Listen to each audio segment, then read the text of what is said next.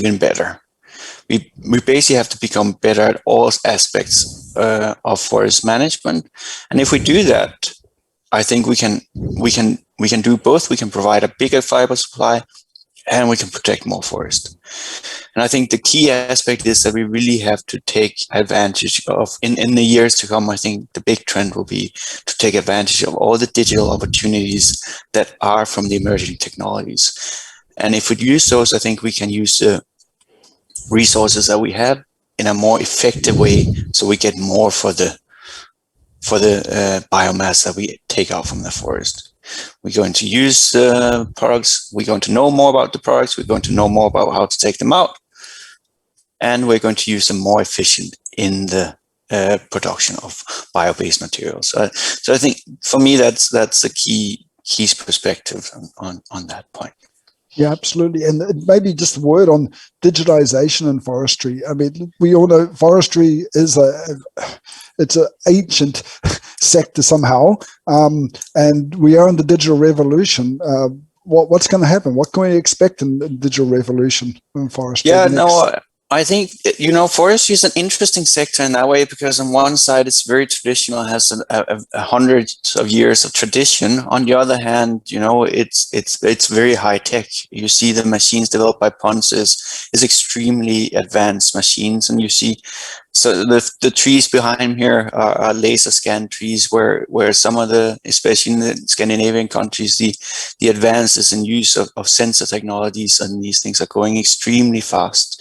So I think you're going to see really an acceleration of the use of these technologies, and it's not like it's going to be one technology that's going to revolutionize the whole forest sector. It's a whole series of small, not small innovations, but innovations that are going to make the whole production chain efficient in their own ways. So we're going to see a lot more digital tools coming online that the forest managers and the fiber users can use to optimize the production line. So I think we're going to see that whole revolution as these digital tools coming online. Yeah. The Internet of Trees, right? So yeah, absolutely. So the whole supply chain, and maybe we'll hand it over to Kalle. There was a question, and it links quite nicely from Reinhard Kindle at Ionium Research in Styria, Austria. Asks, are there any attempts to include alternatives to diesel train technologies like hydrogen, battery, fuel cell? Yes, so excellent question from Reinhard, and really we are no different from other non-road equipment, and of course we are looking for ways to get rid of diesel. Diesel engine is not an easy power plant anymore today, with all the emission systems and so on.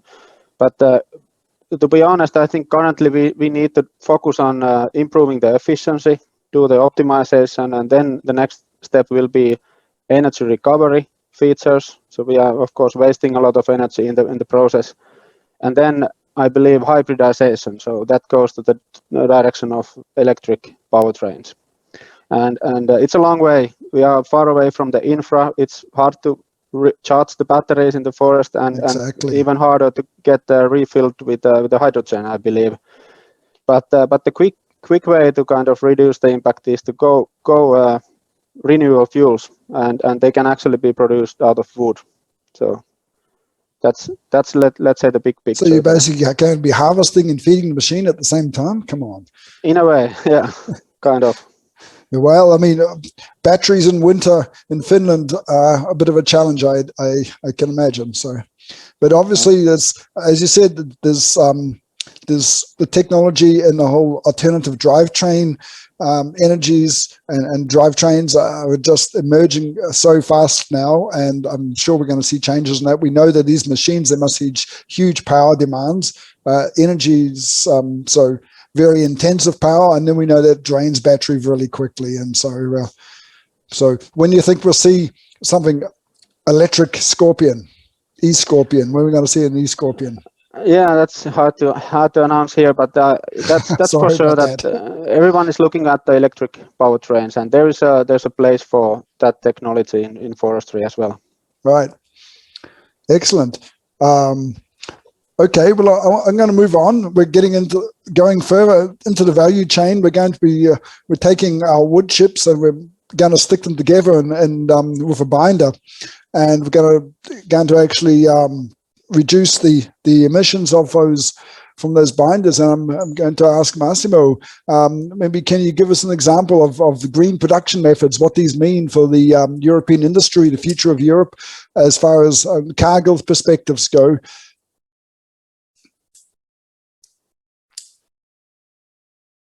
You're muted. You're muted. There you go. Hang on. You see Yes. at least. All right. So it's not only about green production. I think it's about sustainability more in general. That is the concept that we need to take in consideration. And there are different type of aspects when you speak about sustainability. There is the economical, the social, the environmental. And so the important message here is that we don't have to look about the green itself. We have to look in the perspective of something that has to sound good in general.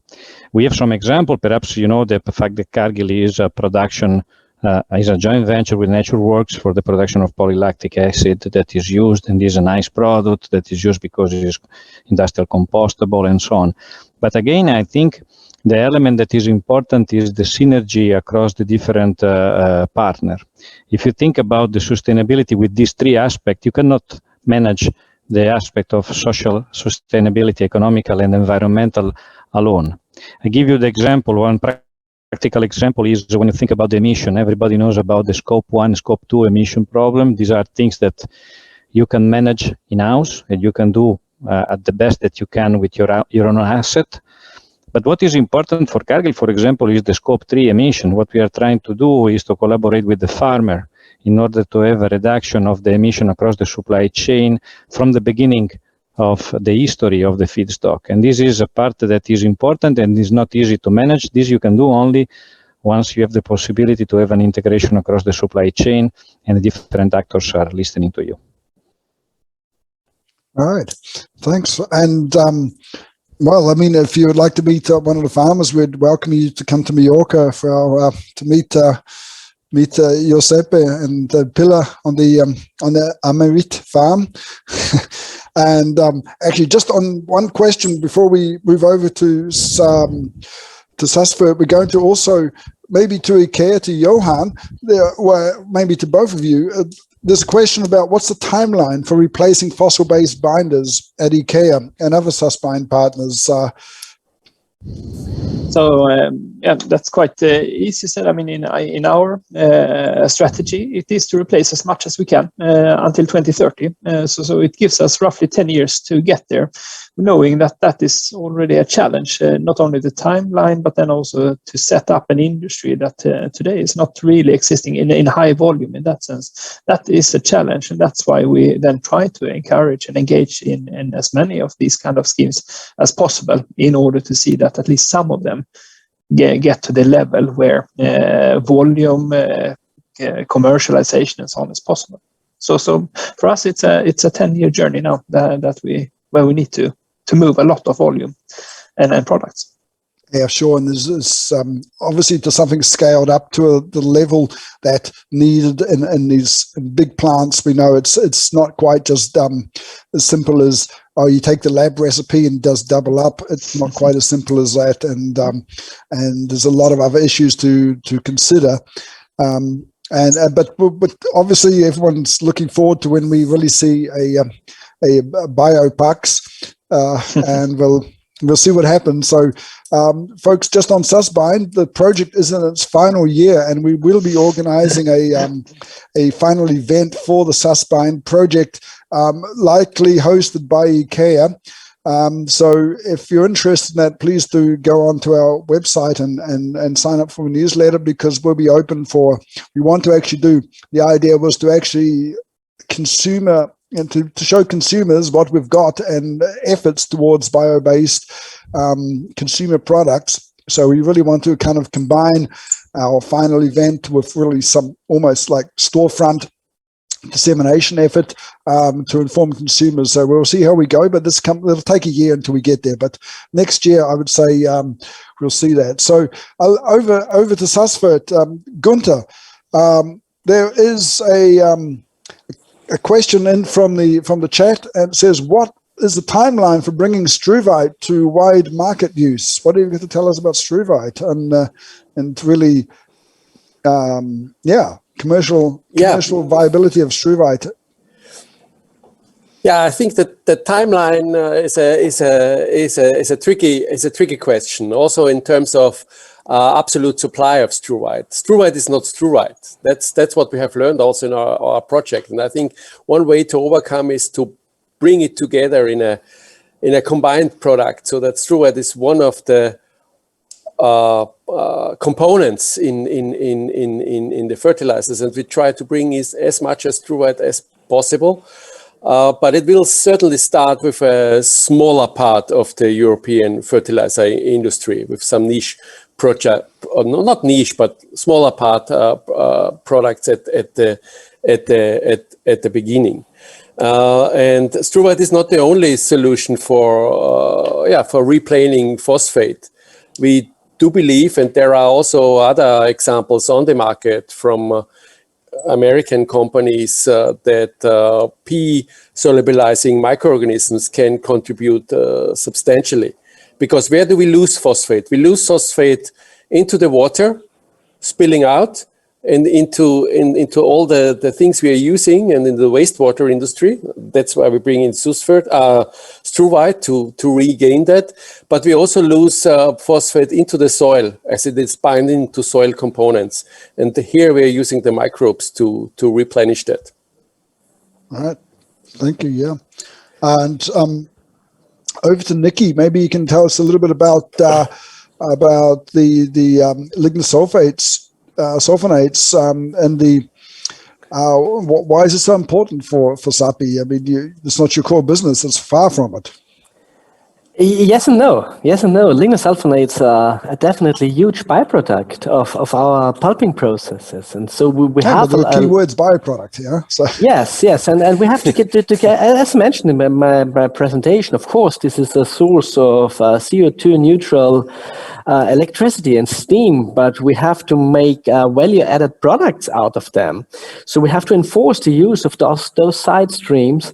And as I mentioned, we have to use the whole plant and the consumption of this heat and energy in these new products. We have to replace this with CO2 neutral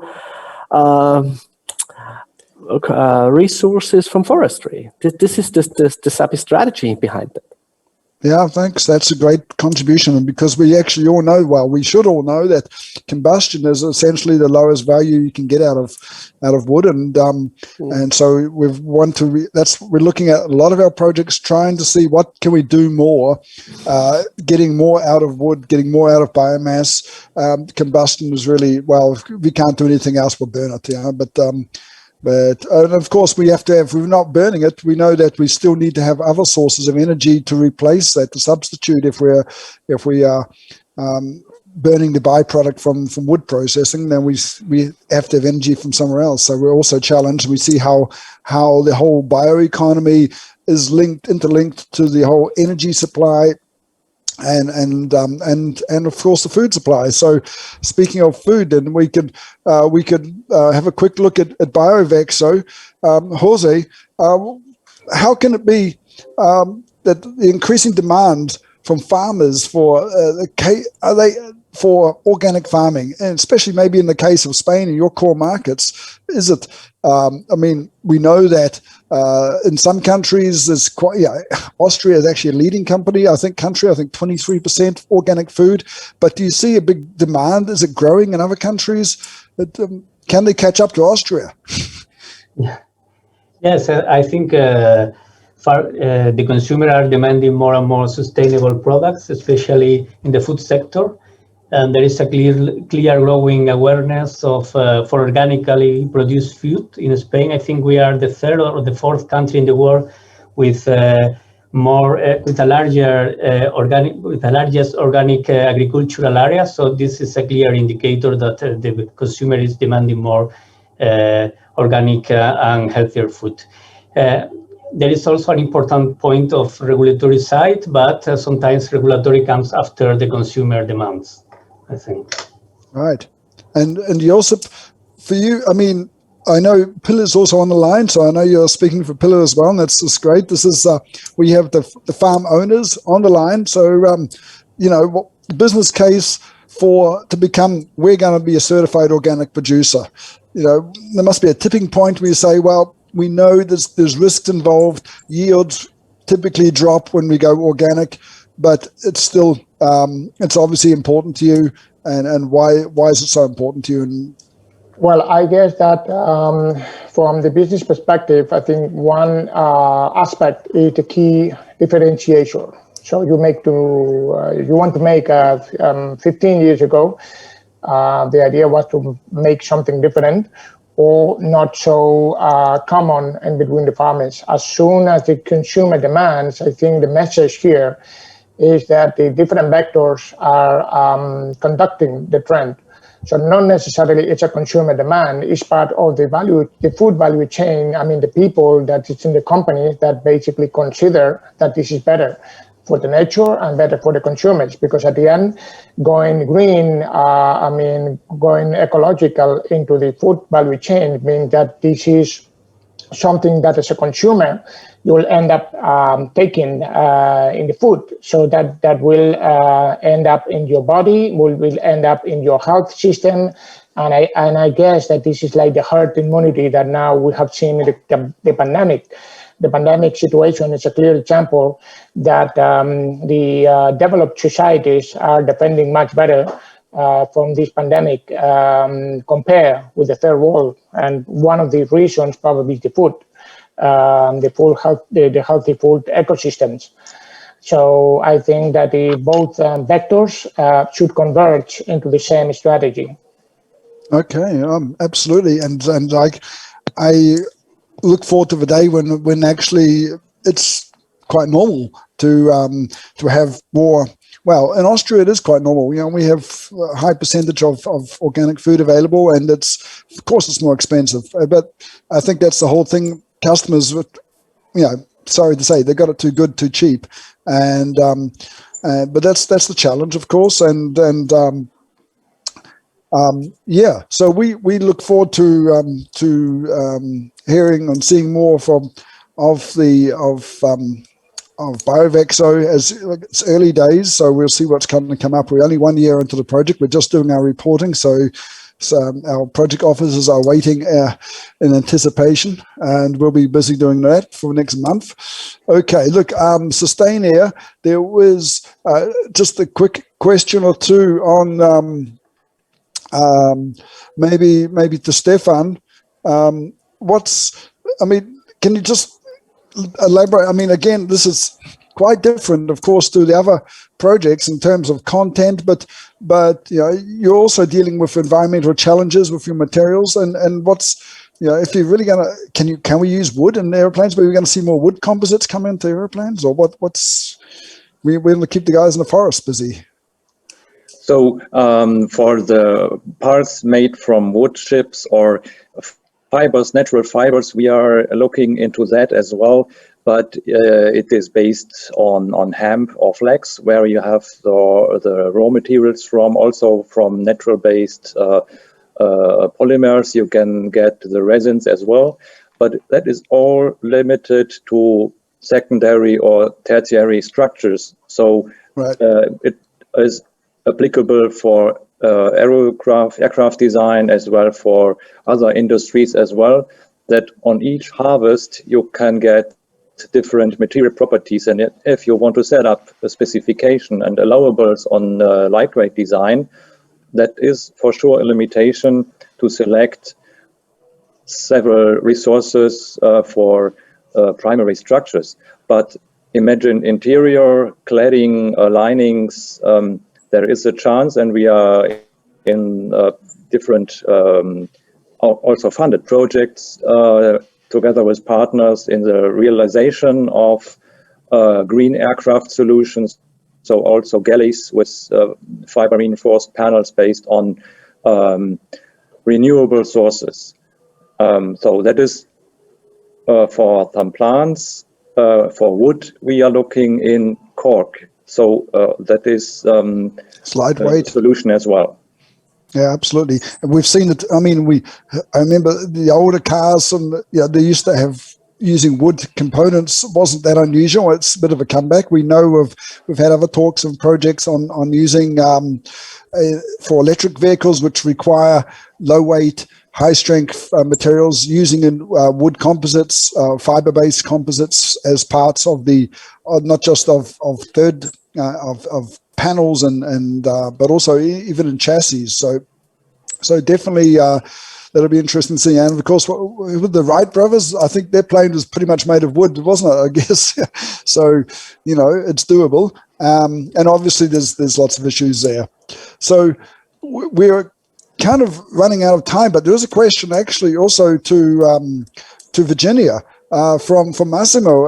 Is CBE expected to deliver the same proportion of funding as BBI did between RIA, demo, and flagships, or other principles going to be applied? Can you give us a little insight? I mean, nothing. It's all off, and of course, it's all off the of course record. Yes, I mean, I think it's recorded, but I say a bit what we are discussing at the moment. Nothing is set in stone, but the idea is to go more to 80% to innovation action, 20% to research and innovation action CSA, so a little bit more towards the innovation action dimension, both demo and flag, with at the moment not a specific share between the two TRL level, because I understand demo and flag are mainly driven by that. So this is what we are currently discussing, but as I said, it can also vary from call to call. There may be calls that are more focused on innovation action and others that will be more focused on RIA and CSA. Overarching, this is what is at the moment under discussion. Okay, and I mean, it's probably not particularly a happy point, but it seemed like the overall fund volume has dropped down from 3.7 billion to 2 billion. Did I understand that correctly? No, these have to be clarified, have to be read correctly. In the overall funding is increasing. In fact, we will have a higher envelope in CBE in terms of public contribution.